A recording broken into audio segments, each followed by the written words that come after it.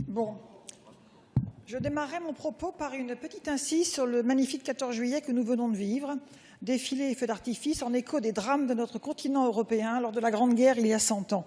Ce drame européen puis mondial. La jeunesse de plus de 80 pays a dansé sur la place de la Concorde, cette bien nommée Concorde de paix que notre France républicaine construit jour après jour et parfois vaille que vaille en Europe, avec l'Europe dans un monde qui change.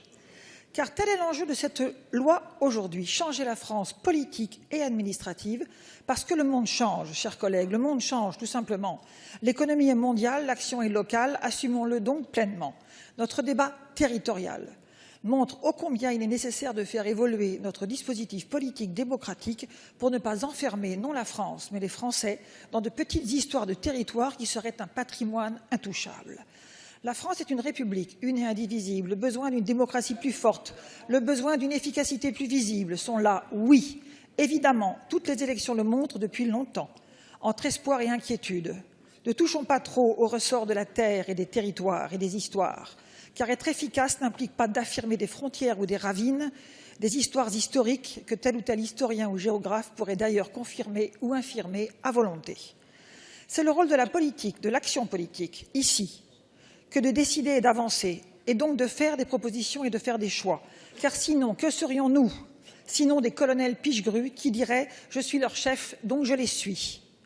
Non, bien sûr, bien des débats, des analyses, des prises de parole, des prises de position historiques, culturelles, géographiques, territoriales, voire racinaires, se sont déployées depuis que le Premier ministre Manuel Valls a annoncé dans cet hémicycle ce grand et vaste projet de réforme territoriale. Bien peu d'arguments touchant à l'économie ont été développés, alors que c'est tout l'enjeu.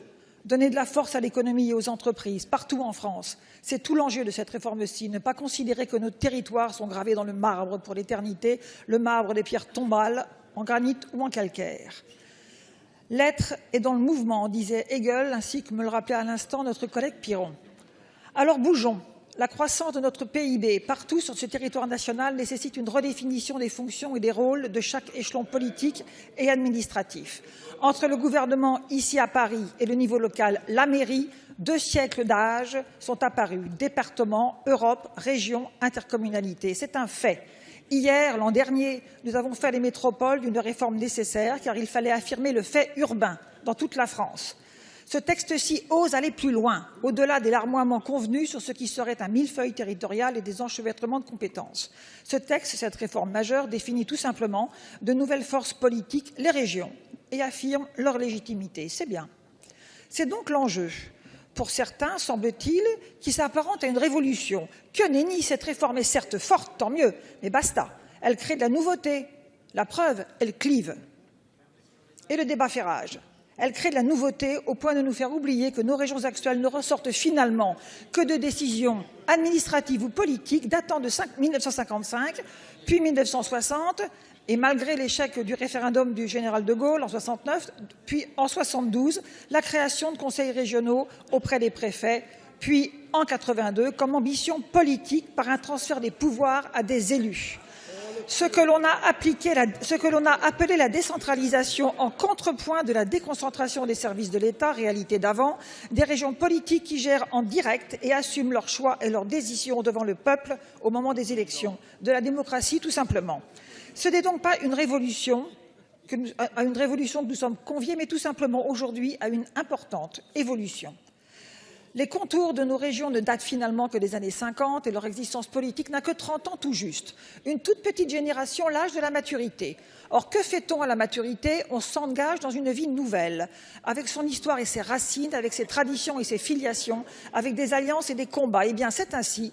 La France se construit en se changeant elle-même. La France n'hérite pas de son histoire institutionnelle, elle la construit en temps réel.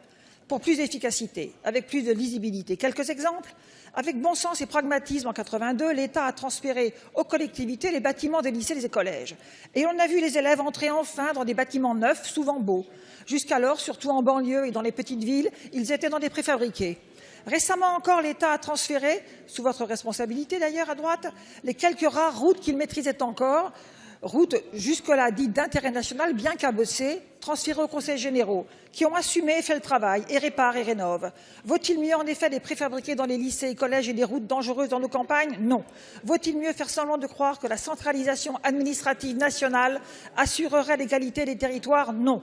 Ou voir les réalités des politiques publiques assumées par des élus au plus près des besoins des populations? Oui. Et si les inaugurations des élus locaux font parfois sourire ici à Paris, cela n'empêche en rien que ce qui est inauguré est bien utile et généralement de haut et bon et beau niveau. À l'évidence, la décentralisation a été efficace pour aménager et équiper le territoire national. Elle a marché pour équiper et pour aménager. Et bien maintenant, il faut continuer et accentuer pour la croissance économique. C'est ce que nous faisons avec ce texte et avec cette carte, tous deux âprement discutés. C'est de l'innovation institutionnelle et politique, mais de l'innovation dont acte. Une première étape a été franchie l'an dernier avec la loi MAPAM, qui a affirmé les métropoles, assumant de fait la réalité de ce que vivent les gens au quotidien dans nos grandes villes, affirmant ainsi que dans une Europe qui se cherche, avouons-le, il convient que la France assume en son sein cette transformation du monde, d'un monde qui vit massivement dans les villes, grandes ou petites, et dans des villages en monde rural qui veulent les mêmes aménités qu'en ville, les mêmes aménités et des perspectives économiques et d'emploi dans un monde qu'ils savent mondial, interconnecté, plein d'enjeux et d'opportunités, plein de vitesse et de réactivité, tout à la fois transparent et angoissant. Il faut donc que partout, l'économie et les entreprises puissent se déployer au bénéfice de chacun et de nos pays. Non, Paris n'est pas la France et le reste n'est pas une vaste province qui vivrait de la redistribution nationale. Ce modèle qui, de fait, s'épuise. Les 30 glorieuses, c'est terminé. Les 30 ans du millefeuille, c'est terminé. Je vous demande de ne pas interrompre Madame Le Dain. D'autres ont intervenu tout aussi longtemps. Les 30 glorieuses, c'est terminé. Les 30 ans du millefeuille, c'est terminé. Nous passons à autre chose, dont acte, c'est bien. On verra dans 30 ans, mais en attendant, c'est ici et c'est maintenant. Je vous remercie, Monsieur le Président, de votre insiste délicieuse. C'est donc une nouvelle économie que nous construisons là, des métropoles et des villes visibles et actives et des futures régions de puissance, tandis que le débat se poursuit pour l'échelon départemental, c'est bien. Mais il est vrai que nous savons bien que nous sommes un pays mi-révolutionnaire et mi-réformiste qui fait soit tout d'un coup, soit un peu tout doucement. Dont acte. Alors, lorsque j'entends les références culturelles régionalistes poindre ici et là, j'ai envie de souligner que les provinces de notre histoire française sont faites, comme nos clochers, pour devenir des œuvres d'art littéraires et poétiques en nos forts intérieurs et des atouts culturels et culinaires, touristiques et paysagers, tandis que la France que nous construisons ce jour est celle de l'économie, du travail, de l'innovation, de l'interconnexion, une France